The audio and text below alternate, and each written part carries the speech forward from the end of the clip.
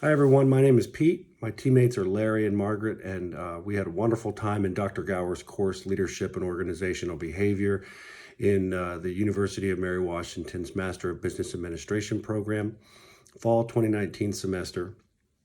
The three of us had a wonderful time over the last 8 weeks, learning from the three textbooks, Carnegie, Scandora, and the book about Lincoln, the Team of Rivals, about the political genius of Lincoln.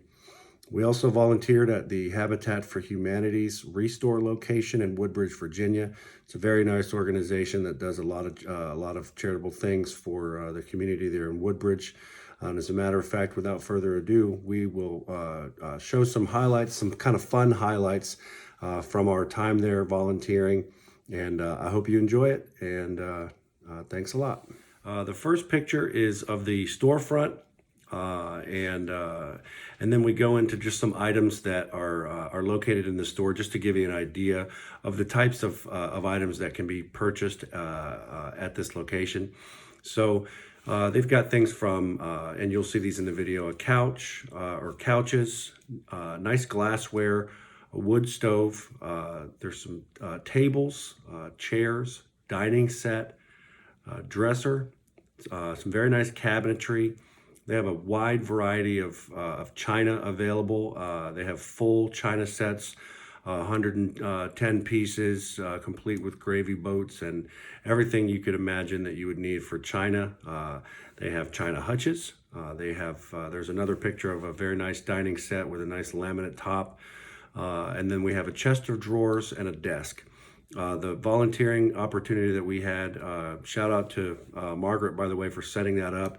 The opportunity to volunteer there was something that the three of us really enjoyed. We grew closer together as a team, and it was very rewarding. So enjoy the video, and thanks a lot.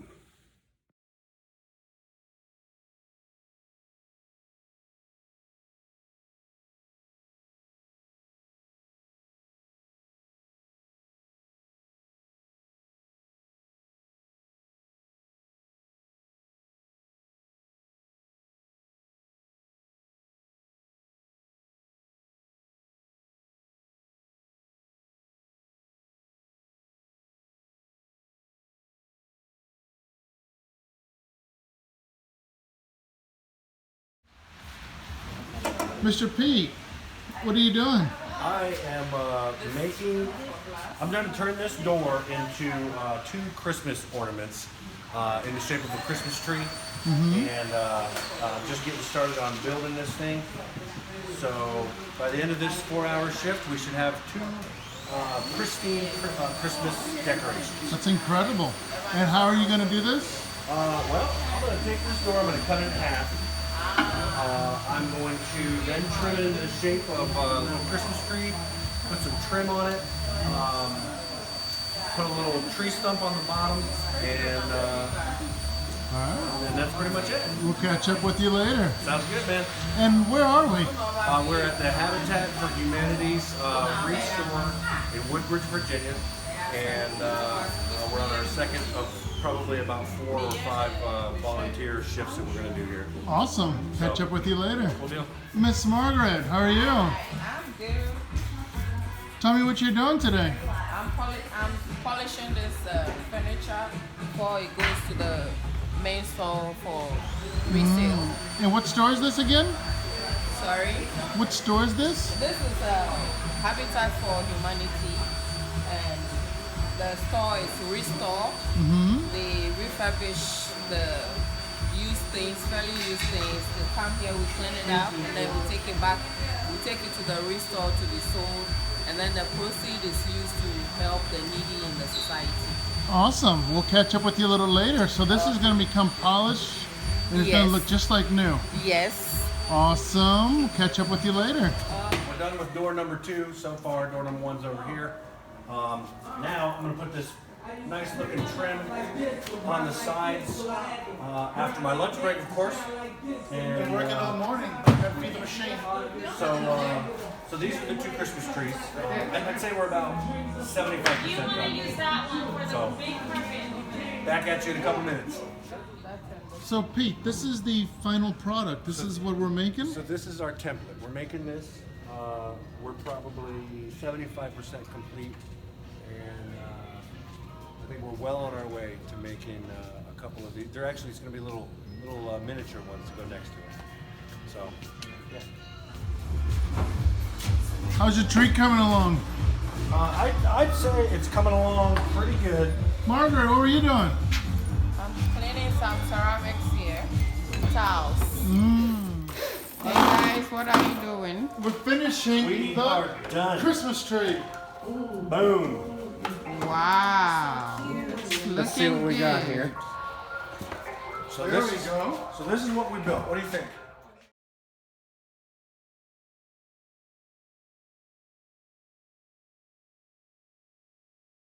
Hi everyone, I have grown as a leader after taking this course. Not just professionally but also domestically. As a mother of 4, I have acquired skills of addressing the needs of my children better. And I believe those skills will transcend into my leadership position in future.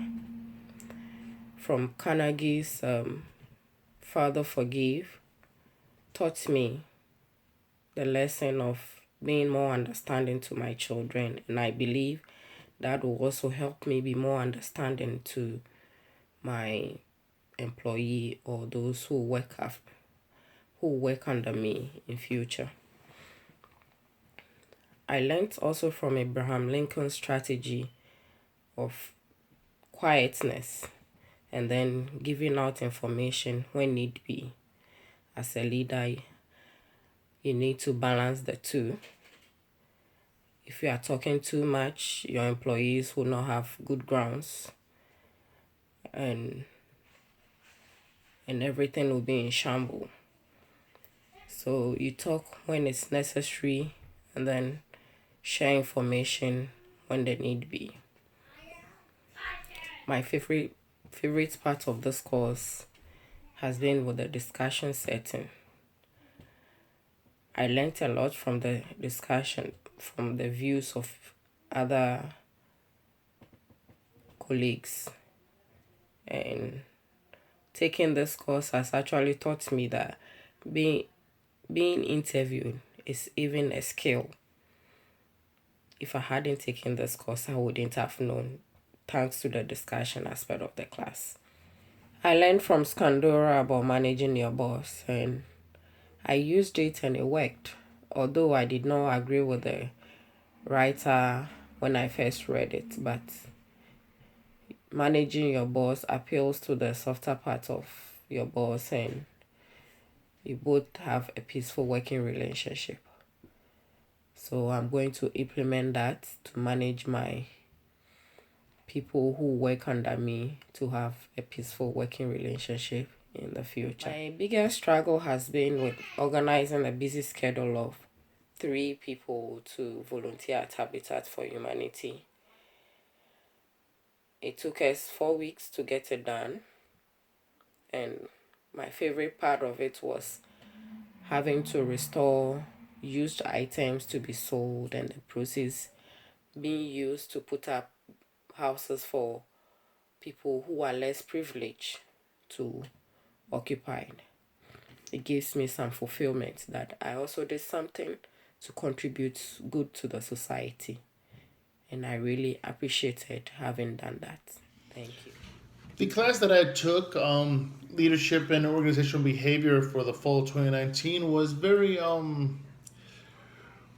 a very good course that applied very well to my current job, to my current employment. Currently, I work as an insurance agent. I've been in the insurance industry for the last 20 years or so. I'm in the middle of doing a career change, but currently I am an insurance agent. One of the things that this class helped me realize is that I don't know everything. I've been in the insurance industry for a very, very long time. I feel that I'm an expert in the industry. But through the discussions that occurred during the class, I realized that I don't know everything, that I do need to take the time to listen and understand the people around me, my boss, my coworkers, and it was very good. What I did enjoy with the class was the group discussions. I learned so much from the group discussions. Unlike other programs I've attended college before, other classes, the what made this class most interesting is that everyone here came from all aspects of life. It wasn't like when I went to law school, everybody wanted to do law. In this class, everybody is going to do many different things in many different fields, and it was very good to hear and understand where everyone is coming from and what their aspects are and what they're going to do. But importantly, what I did get out of the class is from everyone's experience, and everyone's attitude on how business works. And I found very interesting that it's very different for everyone. And what I did learn is to take bits and pieces from everyone's experience, apply it into what works to have a very good business. Hello. For this class from this semester, fall 2019 Leadership and Organizational Behavior class, one of the assignments that we had to do was go to a community service. The community service organizations that our group decided to help out was with Habitat for Humanity. Habitat for Humanity is a great organization. You probably heard of them. They're the ones that go out and build or help rebuild people's homes when they're in need, they can't afford it. Another aspect that they do is the items that they change, or if they have to tear down a home, what they do is they take these parts, take them to the retail store, and from there they resell it, and the funding goes to help for these projects that they do. This organization not only does that to generate money for the organization, but they also do it to help the community. There are many other projects they do. They help out with, let's say someone with community service volunteer hours, which I found interesting is, let's say that an individual gets in trouble and they have to go to, they have to do community service. They actually allow these people that are court ordered to do community service. So it was kind of strange when I walked in, a lot of the people that were volunteering were asking me questions about how many hours do I have to do, and things of that nature. And I was like, this is a community service that we're doing as part of our school. Some of them were they were like, what's going on? Because they're forced to be there. And we're pretty much, we didn't have to be there, but we were volunteering to be there. But it was great to work with all the different individuals, especially what I plan to do in the future, which is to be a lawyer. That is what I plan to do, and it was kind of a good thing that I got to see where some of these people are volunteering. One thing that I did enjoy about the Habitat for Humanity was the fact that the manager that worked in the building, she was actually fair with everyone. She treated everyone the same regardless of what you're doing, why you're there. One example was my phone rang and I had to answer it. It was a personal matter, but I answered it on the retail floor. She allowed me to finish the phone call. Then she approached me very respectfully, very professionally, and said that I can't be on the phone. If I needed to use the phone, I need to go to the break room. But it wasn't the fact that she told me not to use the phone. It was the way she approached me. She didn't treat me any different than anyone else that's volunteering. I thought that was very good. It came right out of the Carnegie book, to treat everybody the same, which was incredible to me. I did enjoy working at the Habitat for Humanity. It was a very good experience. I got to know my team members very well, and I'm so glad we were able. Hello again. I just realized my hair is a mess, but let's just get past that. Just to recap on this course, I did speak in the previous videos about my experiences at the volunteer and also how this applies to my job. One of the things that I did want to speak about and finish up on my video is my reflection on the class. My reflection on the class. This was when I must be honest. When the first day of class, I came into this class. I was like, "What in the world is this class? It's something unorthodox, very different from what I've done before." But through that difference, I learned that there's not one good teaching style. This class actually helped me reflect. Out of all the classes I've taken before, this class did help me reflect on myself. Every other class I've taken talks about theories, what works, what doesn't work, and all this stuff.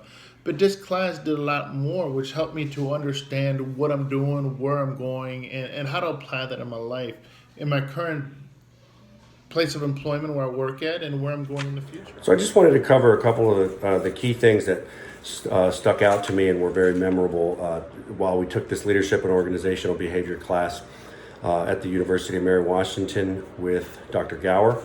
I'll cover something from each of the 3 textbooks that we had, Carnegie, Scandura, and the Team of Rivals about Abraham Lincoln. And I'll also talk about the guided discussions that we had, how they impacted me, what I can take away from them, and additionally, the volunteering opportunity that my team and I shared at the Habitat for Humanities in Woodbridge. So the first thing I'd like to talk about is Carnegie. The book here, How to Win Friends and Influence People by Dale Carnegie. Pretty solid read, very easy read, didn't take very long.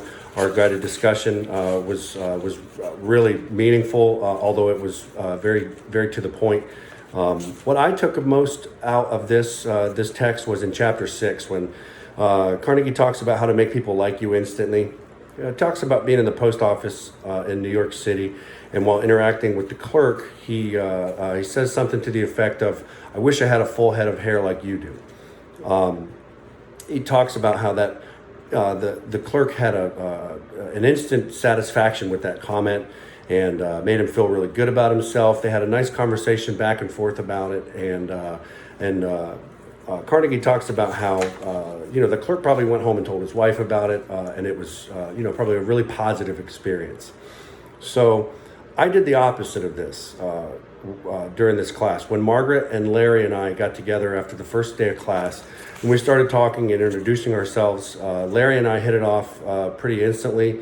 Larry was in the Army, I was in the Marine Corps. We were both served in Iraq, and we just started talking back and forth about, I knew this and I did that, and it was just a good conversation. But during the conversation, we also, the 3 of us, talked about how communication amongst the group is very important, and making sure that everybody feels included in the conversation.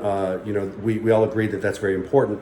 And Margaret says to me, "Well, the 2 of you did not do that when we first met. You guys went on and on about the Marine Corps and the Army, and your deployments, and I was just left by myself. I didn't have anything to do with that conversation, and that comment by Margaret really made me think. Thankfully, she stood up for herself, and I'm glad she did, because I learned about this, and I learned about it to the extent that I told my wife about it and my parents. So, I'll just think about that when I'm interacting with people, when I'm meeting a new group of people, just to make sure that everybody feels included, and make sure that everybody has a reason to like you. So it was really good. I'm glad she did that. And I know, side note, by the way, I know that because I told my wife and my parents about it, that I have a higher chance of remembering that story, because as we talked about in class in one of the guided discussions, the indigenous people of America, they had an unwritten language, but they communicated through storytelling. And Dr. Gower was telling us that through storytelling, it's been proven that storytelling increases the chances that you're going to remember the topic that you're talking about. So I thought that was pretty cool, and that's what I took out of the Carnegie text. Moving on to the Scandura textbook, the Essentials of Organizational Behavior. Here's the text. This was not as easy of a read as the Carnegie text, as it was in textbook fashion. So there was a lot of explaining, definitions, exercises, things like that. All of which were, I got something out of all of those. But what I really took away from this text the most was in chapter 4, which is entitled Attitudes and Job Satisfaction. So on page 76, Scandura talks about organizational behavior, and research has shown that attitudes are related to job performance and turnover. As a matter of fact, a meta-analysis and additional research was conducted to determine and examine the link between attitudes and productivity. And that the result of that was that it was determined that job satisfaction and organizational commitment are significantly related to job performance and turnover. So reading this challenged me to consider whether my poor satisfaction with my manager might lead me to perform poorly at work. So I settled in the affirmative and determined that a need to start looking for a new job, which is pretty significant, you know. So I applied for 3 jobs pretty much immediately after reading this chapter. I was just sitting down there at my desk and applied for 3 jobs. And that was after essentially coming to the conclusion that I can, you know, my commitment to my organization and my job was really to the mission of the Office of the Inspector General for whom I work. And that mission is to detect and deter fraud, waste, and abuse through meaningful audits to ensure that the most efficient use of taxpayers' money is conducted throughout the federal government. And what I learned after this analysis was that I can do that mission elsewhere. So I applied for these jobs, and hopefully they come to fruition. I'm looking forward to seeing the results of this job. The third text, Team of Rivals: The Political Genius of Abraham Lincoln, written by Doris Kearns Goodwin. Pretty hardy text, I believe, in the absence of the appendices and the epilogue. It's about 750 pages. It was a great read. It didn't take nearly as long as I thought it was going to. I was a little intimidated by it, but I got through it. And although the book covers a myriad of topics on the political genius of Abraham Lincoln, what stood out to me the most was in chapter 8, which is the showdown in Chicago. On page 246, Goodwin writes about Lincoln. It's actually a quote from Lincoln, and his quote is, "Make no contracts that will bind me." So while on the campaign trail in Chicago, at the very end, during the Republican National Committee, there's all these different political players that are involved, and as Lincoln is navigating the putting together of his what will become his new political cabinet, he says, "Make no contracts that will bind me,"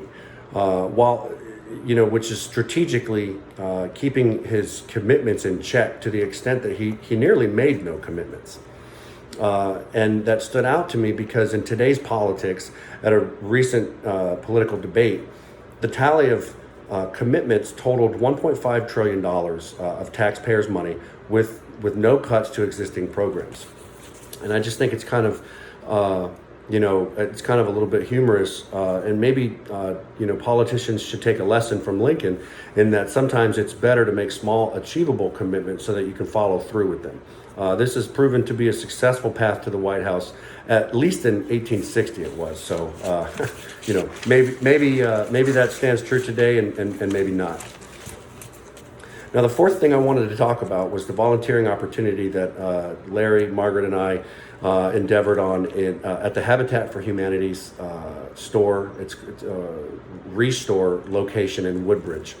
So at that location, through the 15 hours of volunteer work that we did, we helped unload donations from trucks, and they were things like building supplies, tools, interior, exterior doors, dressers, beds, even marble and granite countertops, desks, Christmas decorations, and we unloaded these supplies from trucks so that builders and customers can find affordable furniture for their homes.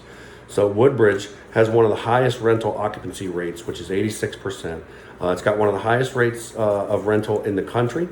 And unfortunately, it also has one of the highest cost of living indexes in the country. And when you put those two together, you have people who are in need who are spending a lot of money on rent and might not necessarily have a lot of money left over to have some of these things. So these people come in and are able to able to find nice furnishings for their home at affordable prices. So this store helps people in need, and it also helped me to understand how important and how rewarding volunteer work can be. So our team also built 2 Christmas trees out of an interior door, and these Christmas trees match one that was made by another set of volunteers, which is kind of cool. So our trees are not for sale, which is actually kind of neat. The store manager liked them so much that she decided not to put them up for sale. She's going to leave them in the store, so they're going to live on for years and bring Christmas joy to to at least the manager, because she really liked them. So it was a true win-win situation. I got a lot out of this class. I really enjoyed it, and the discussions in this class were second to none. Even some of the students and I, after class, stayed on numerous occasions, well into half an hour after class, just talking about furthering the discussion that we had in class. So it was a really nice time that I had here, and I'm very much grateful for the 8 weeks that we shared in this semester. Thanks again. I hope you enjoyed our presentation. Larry, Margaret, and I had a wonderful time working together, both with the Habitat for Humanity's Restore location in Woodbridge, and working together to prepare for these guided discussions for the class. And we really enjoyed it. So thanks a lot.